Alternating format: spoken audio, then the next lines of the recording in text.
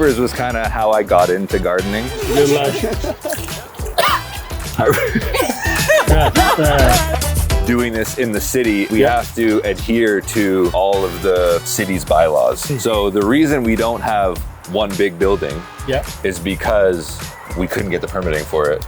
It's beautiful. Like, that's one of the biggest challenge of the market gardeners. Good compost. I got an old cement mixer, cut off the barrel. It's slick, honestly. One nice thing about being a not-for-profit is we don't have to strictly adhere to what the most profitable crops are. You know, it goes, it's a little tight.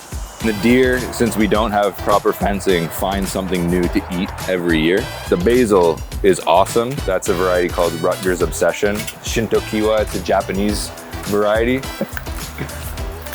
little taste of that too. Wow. But you can see they're huge. big. That's impressive. Yeah. That's like 2 times my head, and I have a big head.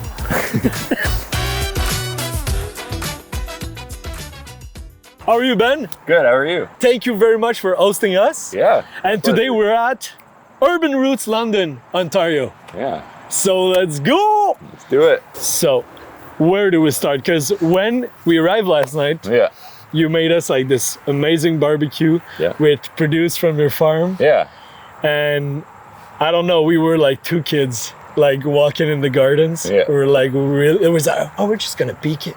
Yeah. And then we're just like, we went crazy. And Chris, we were like, oh my God. We can start with the pack house processing and cold storage, or we can jump right into the garden. You just point me in the right direction. Actually, before that, I would like you to explain just a little bit what the project is all about, because it's not just a farm. You have like a really amazing mission, and the place also, like the location we are right now, it's special also. I agree. So if you can explain a little. So Urban Roots London is a not-for-profit organization in London, Ontario. And our mission is to use underutilized urban spaces to grow food to equitably distribute it into the community. And so the original mission statement was to operate in a model of thirds, where each third that we distribute gets access to the produce at the same time, to really provide some dignity through food to just anyone who needs organic produce. So our model of thirds is we donate a third of our produce, we sell a third at an affordable rate, so that's 50 to 75% of market rate, and then we sell a third at market rate. How that's evolved into our working model of thirds is we've established partnerships with 12 community resource center partners in the city, and that's funded through the Harvest Bucks program through the food bank. So they get produce at the affordable rate, and each market gets a certain allotment for all of their markets. Some of them are weekly, some of them are monthly, some of them are a little bit more sporadic. But as I said, they host markets with our produce throughout the season. And so that's kind of blown up that affordable third, and then the market rate third has shrunk a little bit. We still donate a third. And then as part of that market rate third, we started a CSA box program for people who wanted to support the organization. So first year with CSA box. It's like a pilot. We just did 15 shares, and that's been going well so far. Amazing. Just chugging along each week. But that's the model. Beautiful. And and the location, like it's in a city, so, and you use unused like land. And how is that going? It's going really well. There's been lots of interest outside of what we've already established, but this is our flagship kind of site. This is the first one that was established in 2016. Each year we've been adding more farm blocks. We're at capacity now at about an acre of production space here, but we do have 2 other sites that we're associated with in the city. Siloam United Church in the north end of the city has a small site, and Parkwood Garden through the Nourish Project has a site, and all the produce from that garden goes right into the hospital menu. That's amazing. Yeah. And so we can start here. Yeah.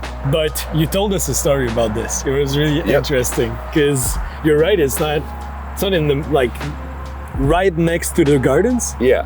So what happened?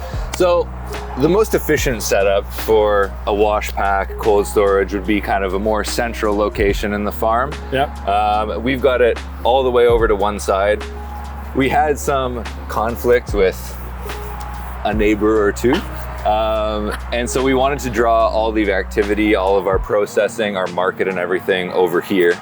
So that's what we did. We got a big grant from the Salvation Army, and that's how we funded the project here. So we got water and power routed over here. Yep. But my fiance actually was the market manager last year, Yep. and she won over all of our neighbors. So all of our neighbors love us now.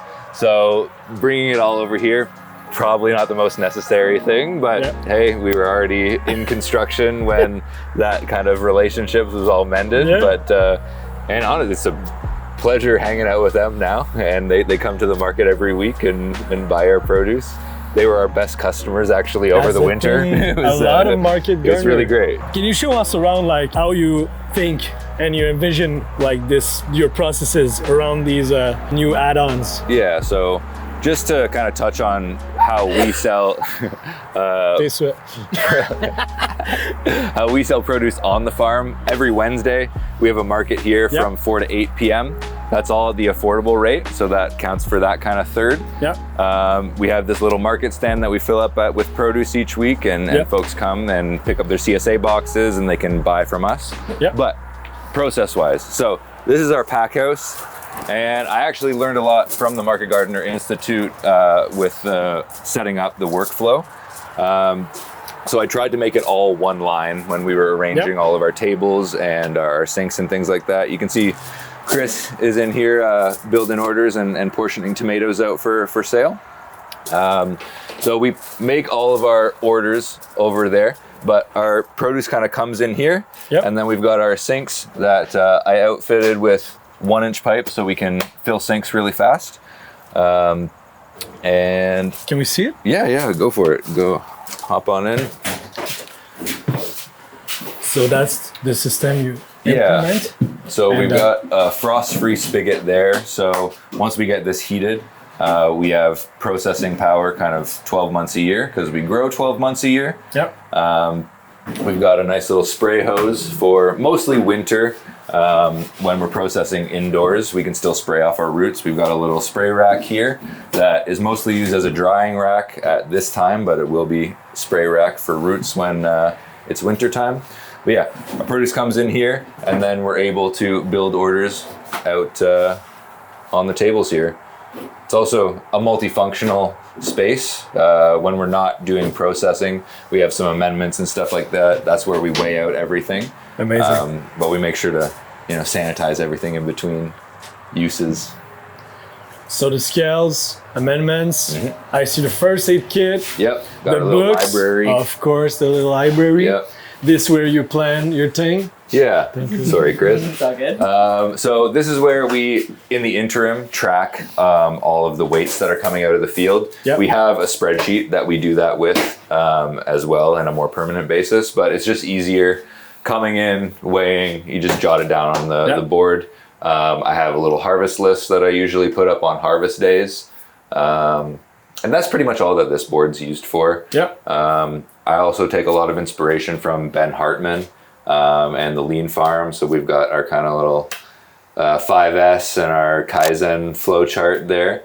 And then this is our health and safety board. We've got all of our policy and some posters and everything like that. I love it. The Crucial Coffee Maker. Crucial. Yeah. Like Pilot vital. Beans plug. Vital. Excellent coffee.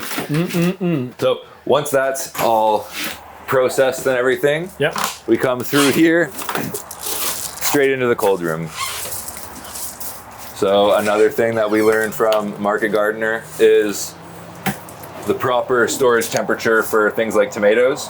Yeah. So we don't have this area climate regulated, Yep. but it is a little bit cooler just because we have the cold room right here. So we decided to store all our tomatoes Yep. in the little pocket door here. And then That's nice. we've got love it. the standard air conditioner, CoolBot, Yeah. and this is where we keep all our produce. As you can see, it's our order day, so we're building our CSA boxes. That's what all these clear totes are. And you isolated the doors here. Yeah, the whole thing is insulated. So there's spray foam insulation all in the roof, all on the walls, and then we've got this paneling as well. Yep. Which is nice insulation, and it's totally washable as well. And it's cute. Yeah. It's really beautiful. No, they're called Wagler mini barns. So they're Wow. like pre-built and then they're just dropped. Wow. Another detail about doing this in the city is we have to adhere to all of the city's bylaws. So the reason we don't have one big building is because we couldn't get the permitting for it. We eventually did get a permit for, I think, 20 by 32 building. But we were going to have to pour a concrete pad as the foundation.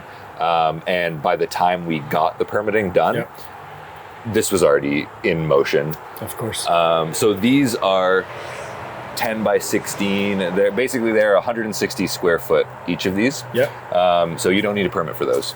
So the foundation is gravel. It's really useful. And we've kind of committed to just kind of dotting sheds around the property. Amazing. So that's 8 by 20. So same footprint. But this is our garlic curing shed. And this was just built in the last couple weeks. So it was a little late for this year's garlic crop. But we still managed to get most of our garlic harvested in a timely manner. We've got lots of nice big heads for our seed garlic.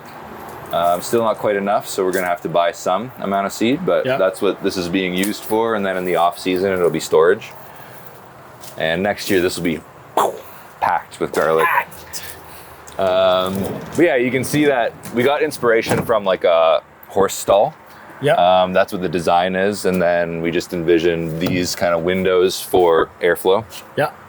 To really provide airflow for curing. And next year we'll probably do like storage onions and things like that so that we can cure in here. But and then over here, actually, I don't think I showed you guys this at all. We've got a little compost operation going on here. We used to have a community compost program. So before London started the green bin program, they had it on the budget for years, and then they finally rolled it out. Look at this. Last year.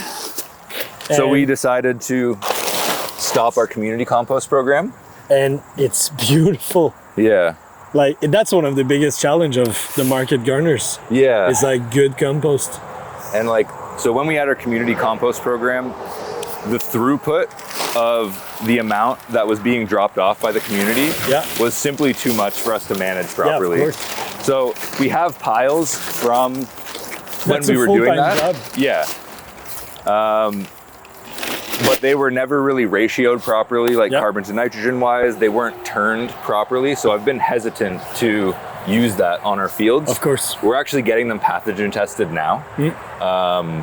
And if that comes back clean, then we will start using that compost from the community composting program. And if that all comes back clean, we just won't need to buy compost at all for next year, possibly the year after. Crazy. Ideally, we stay on top of this. These have been really well cared for. Zach, one of our staff, has really spearheaded keeping them turned at least weekly. Do you think it's worth it for a farm to do it? Because I know it's it's a big investment of time, of resources. What do you think? I mean, if you have the labor, then I think certainly. And like, there's so many different ways you can compost. You can do it in a much less labor intensive way with Johnson Sioux bioreactors and stuff like that. And there's myriad benefits to doing it in that way. At the time we were setting this up, we just didn't have the money to set up a Johnson Sioux, but I'd like to do that. Upping the biology in your soil is like something that I'm very interested in, and we do have practices that we adhere to try to maintain and increase the microbiological health of our soil. Of course. So good quality compost is like an integral piece of that puzzle. So I definitely think that if you have the inclination, knowledge, and labor, for sure, you should definitely compost. Under this big tarp, like, this is all the weeds and like the spent broccolis and stuff like that from the field. So you can see, like, we've got a ton of greens coming out of the field. I feel every farm has this kind of pile of, so What do you do with it? Yeah, so like this is literally just the greens that are coming out of the field. And then last year, we reached out to the neighborhood. We collected a whole bunch of leaves from the neighborhood. We got a couple landscapers to dump their leaves, and then we mulched whatever we didn't cover crop over winter in the field. What did you use to mulch it? We've got a flail mower on the BCS, so we just laid it all down, and then I ran it over with the BCS. Absolutely. And then as we started planting those blocks, we would just rake it off, and then we piled those leaves. So we've got leaves, we've got mulch, we've got a little bit of, we had straw and some immature compost over there that we've been using kind of as our neutrals and our browns for this compost. So everything that's in this compost is just coming out of our fields and then using those leaves as the carbon material. So I'm pretty stoked to recycle this back into the land. Yeah, it's high quality. Love it. Good. What's this? That's just the storage shed. That's where we keep our bins that are clean and everything. Still really useful. Yeah. I didn't show you guys this either, but I built a root washer last year. Yeah. Oh yeah. Like it's slick, honestly. Yeah, so I like adjusted the angle of the barrel so it wasn't like all the roots wouldn't sit at the bottom. And it does a good job. It just has limited use. It's just for storage roots basically at the end of the season. But it wasn't too expensive actual capital investment. It was more the time that it took to build it. What kind of oil's on the wood? Mineral? No, I got like a butcher's block. Yeah. So it's got mineral oil in it, but it's also beeswax. Now into the garden. Into the garden.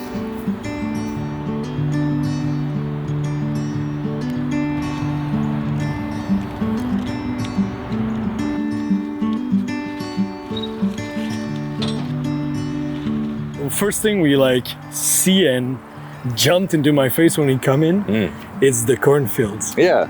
That was fascinating. Can you talk a little bit more about that? Yeah, I mean, I'm pretty pleased with how the corn's coming along this year. We struggled with it last year with weeds and fertility. Yeah. But we've been working with an agronomist, and they helped us with a fertility plan this year. The fertility plan in the past has been, is it a heavy feeder? Put a bunch of compost on it. Is it not? Don't. And this year we have it much more dialed in with different amendments, and we've actually been over applying compost in years past, so it's a lot more tailored now. Yeah, and it's not a crop we see often at market gardens. Yeah. Why did you decide to put corns there? So one nice thing about being a not-for-profit is we don't have to strictly adhere to what the most profitable crops are. We get feedback from our community resource center partners, and say if maybe turnips aren't the best crop, but we have demand for it through the community resource center partners, we're still going to grow that crop. And this is an example of that. And we really want to provide the most diversity as we can. So, fresh herbs? Yeah. We've got herbs. We've replaced a few plants that have died, but these have been here for years. I was telling you guys last night, but this was pretty weedy in the spring, and we didn't have time to get it cleaned up. But every Wednesdays on our market times, it's a drop-in volunteer period, and there's a lady that's been coming, an older lady. She came to me. She's saying, "I don't mean to be rude, but I noticed your herbs are pretty weedy. Would you mind if I did it?" And I said, yes. Don't touch them. No, I'm please kidding. do it. We're never gonna get to it, so thank you. And she did a great job. It looks awesome. Yeah, it's clean. And we've been harvesting from here again. And it smells amazing. Yeah, I mean, sage is wonderful. Oh, nice. Richie's coming. So we can go introduce ourselves to him. So this is Richie Bloomfield. He's one of the founders of Urban Roots London. Do you want to tell us a little bit about what the impetus was, the need that you saw, and how it developed at the start? For sure. There's four of us that started talking about the possibility of unused space within city limits. That was back in 2016. And there was examples of this in Detroit that were pretty similar to what inspired what Urban Roots became. But it took us about a year basically to sort through all the challenges of finding land that is not contaminated in a city, that's accessible and that we were allowed to use. But ultimately, the motivation was there's dignity in food, particularly good food, that is the same high quality food that someone at a fancy restaurant's going to get, and we wanted to find ways that we could make that more accessible to more people in our city. Yeah, that's awesome. Do you want to tell them about how you guys started with the one field block and all that? Yeah, that's a fun story. So when we did finally end up here at 21 Norland, this was all grass pasture, had horses on it many years ago. And we did not have growing experience, to say the least. And so right behind me, as you now call field block 1, we attempted to turn that soil on our own. We rented a rototiller from Home Depot. We did not rent the right machine. It took us, I think, 13 hours on rotation between the 4 of us, and we did a horrible job. There was still sod everywhere. And a kind elderly gentleman driving by said, "Do you guys need some help?" And we said, "I think we do." And he brought his tractor over and tilled the soil properly for us to get started. So we learned a lot along the way, for sure. Yeah, it's constant learning. I'm learning a lot all the time as well. It never stops. Yeah. It really doesn't. In inspiration from the Market Gardener, we divided the farm up into farm blocks. So our farm blocks are 50 feet by 50 feet. We've got 13 30-inch wide beds in each block. We try to keep each block to 1 or 2 botanical families to just make our rotation simpler.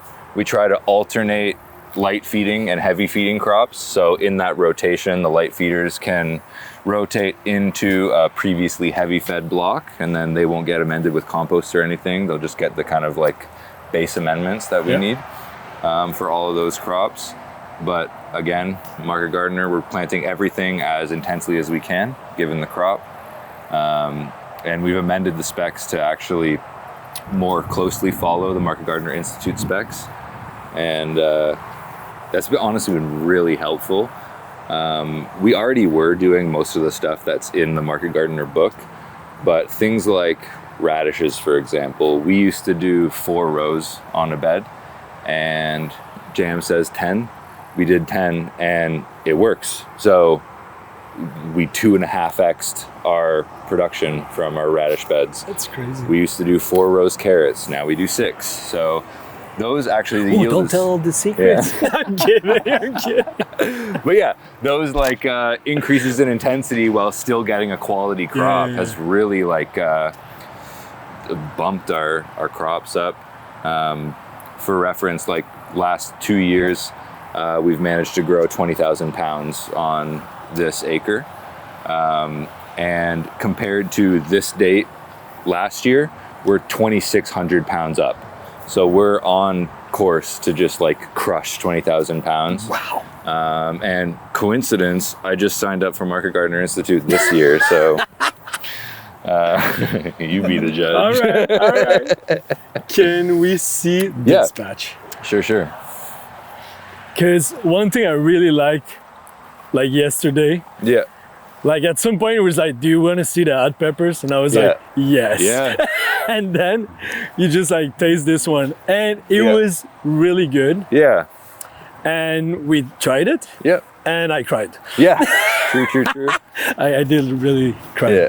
Hot peppers was kind of how I got into gardening. So like before I got a job here, every place that I lived, I would make a little garden. If I was in an apartment building, I would have it on my balcony. If I had a little backyard, I'd do a couple raised beds. Yes. And hot sauce and hot peppers was like my first interest in vegetable gardening.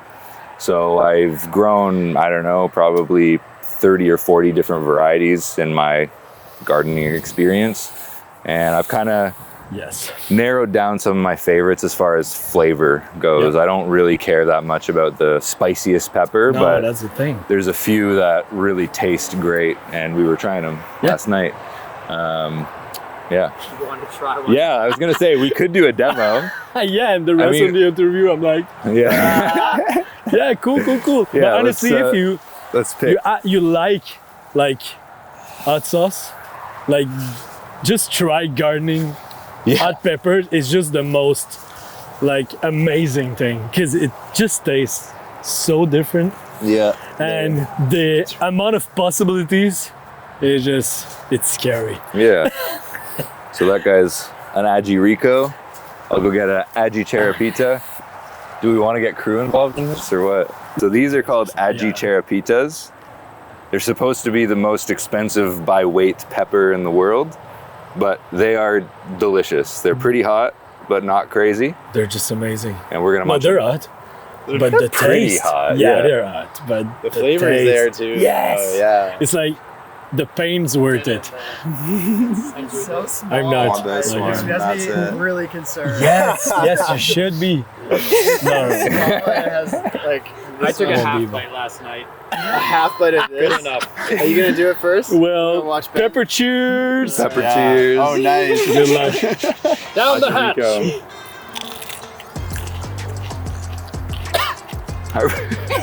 Harvested a few too many.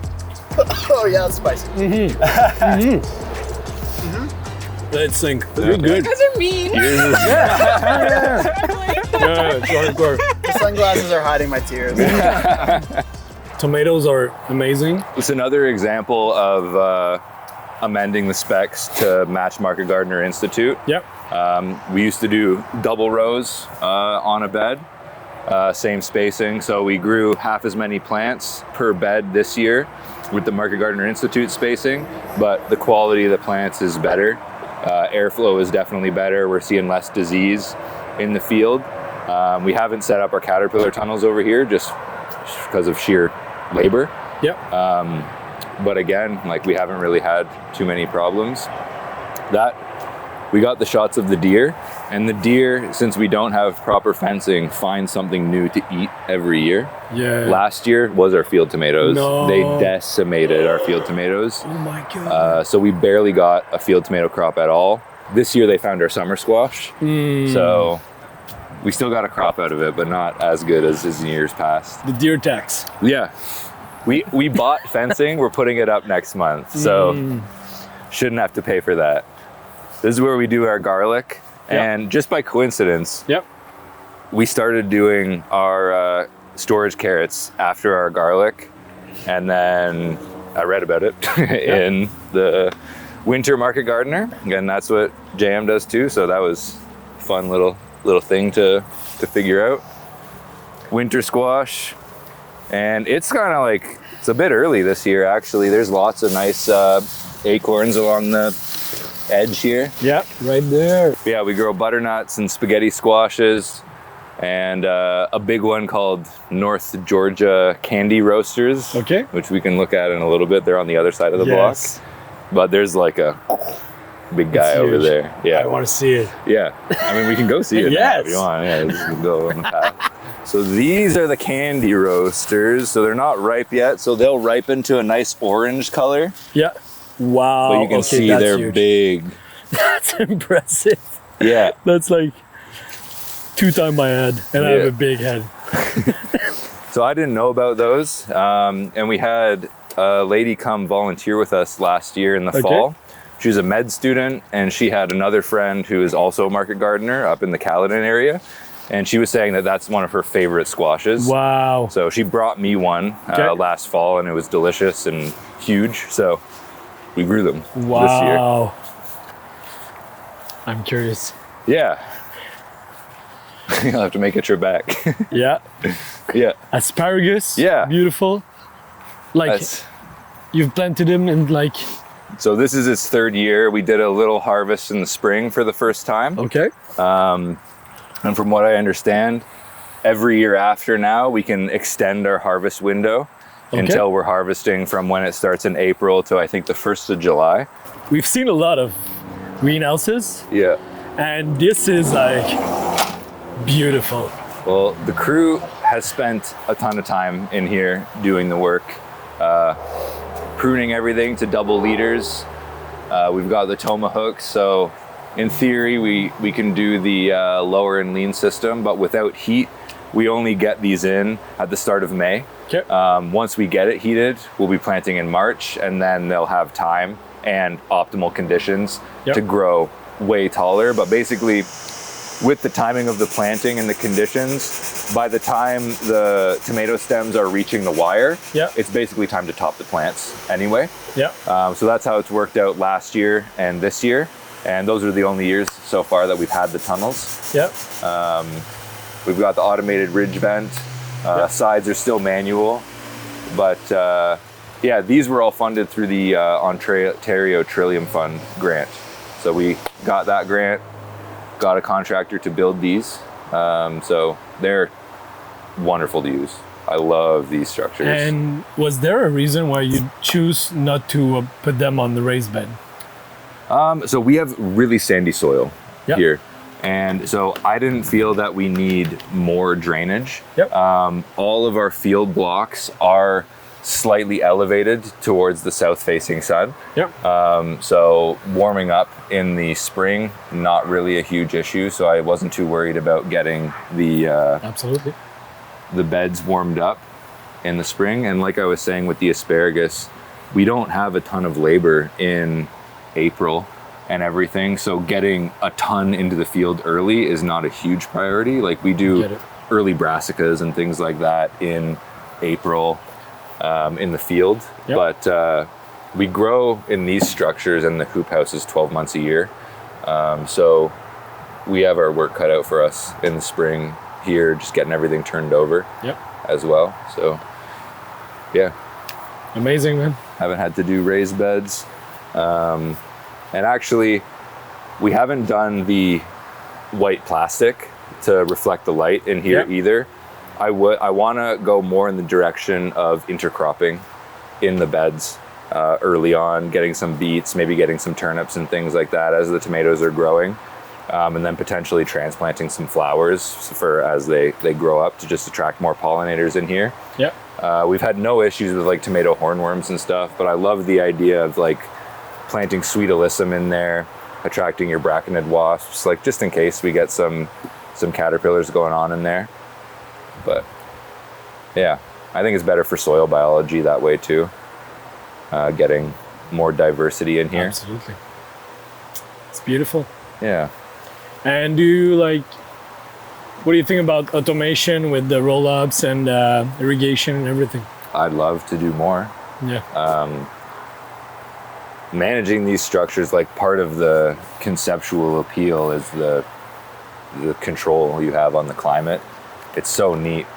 Like all the different variables you can manipulate to steer your plants in a more vegetative or generative direction, depending on how they're looking and what you're after at any given period.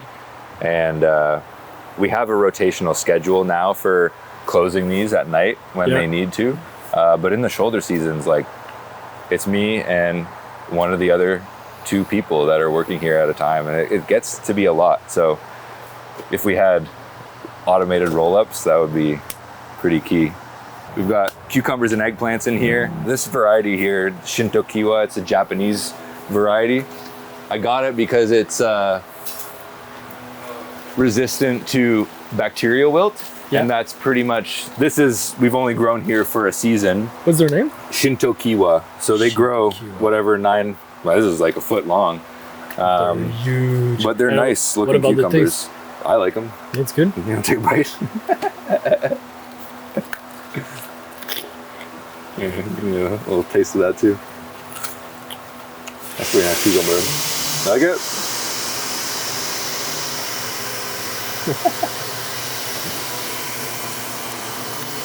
No, they're good. They're good. These are really nice too. The silver slicers. Yeah, I love them. I like them. Yeah, these are in it's the still tomato really cucumber salad. beautiful out there. Yeah. Tell me about your childhood, sir. Yeah, that should be the The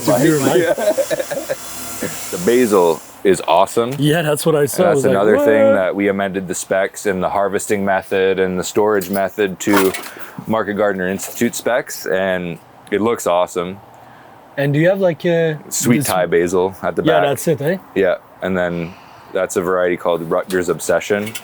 So I've always had problems with downy mildew developing on our basil, like in the nursery. Yeah. So we tried a different resistant variety. It's called what? Rutgers obsession. That's the university I went to. Oh, nice. That's where it's from. Yeah. Oh my Yeah, God. we've tried And- Rutgers Devotion in the past, I've heard of that. and I found that it got downy mildew in the nursery, and this was displaying symptoms of downy mildew in the nursery, but it was all the basil we had, so I said, let's plant it, see how it does, and it just completely outdid it. It looks awesome. Yesterday we saw that and Yeah. we're like, oh, let's talk about this vermin cart. Yeah, so one of the founders, Jeremy, he found the metal frame Yep. with the bicycle wheels, and he brought that. So I built this box on top and got a little crossbar here so we can put a spool of drip line on it. And that's pretty much what we use it for. Yep. We cart it around, and then whenever we're running drip line, we just run it straight off the cart. Instead Take of, it for a spin. I mean, yeah. Somebody, let's go. Yeah. It's a little unwieldy, I would say. Like, it fits through our gates. I was telling David just a minute ago, but you know, it goes. It's a little tight, but it's not too bad. I like it. Yeah. Yeah, it's nice, huh? I want one. We've got the other 6 farm blocks are all behind the high tunnels here. Yep. So this is it's mostly scallions now, but we did fresh onions and summer leeks Okay. here as well, but it's just an allium block. Tarp's blowing off there, got to fix that. That block over there was all lettuces, Okay. but we've kind of moved that and worked in the planned successions of lettuces into other blocks because, as we were talking about earlier, we don't have proper deer protection. So we're using insect netting to keep the deer off of our lettuce when, like, lettuce doesn't need insect netting. It's literally for deer. So we find that it gets less damaged and less pest pressure if we move it elsewhere. Yeah. And then we've got our summer squash. That block over there is like our storage crops. So we've got winter radishes, we've got our celeriac, and we've got carrots. And then all of this is all wetland. We've done a small project in trying to restore the wetland area here. So we've done 2 years in a row, we did a garlic mustard pull. So there used to be a lot of garlic mustard back here. That's an invasive species. So we got a bunch of volunteers together, pulled it all out, got it off the property. And then there's also this Phragmites that you see back here. And in an attempt to manage that, Jeremy, one of the founders, just took a machete, spent hours back there chopping it all down to the ground. Oh my God. And then we had ordered tarps. You were supposed to get, I think, 8 mil tarps. And then you tarp it for like 2 years is like the best practices management. But from what I understand, other than herbicides, there's no real Way to good fight it. management Yeah. practices. So we were actually consulting with Upper Thames Conservation Authority, Yep. and they suggested the tarps. The 8 mil tarp got lost at sea or something, so the supplier, we ended up getting I think a 5 mil tarp, and we tarped it, and the Phragmites just pierced straight through Yeah, it. Exactly. So So we're gonna strong. try again, cut it all down again, tarp it all, because we would really like to steward the land as best we can. course. There's all sorts of like cattails and stuff down there, lots of nice native species. Got Joe Pye weed and stuff over in the other area of the farm. I like the way that you don't just care about your productive land. You're like, it's a whole ecosystem you want to take care of. For sure, It's like your community, your land, yeah. but everything that's around your land. Man, thank you very much for the Thank tour. you. This was a That was pleasure. amazing. Yeah, And looking forward for the next years of this project for sure. because it's really amazing. Thanks very much.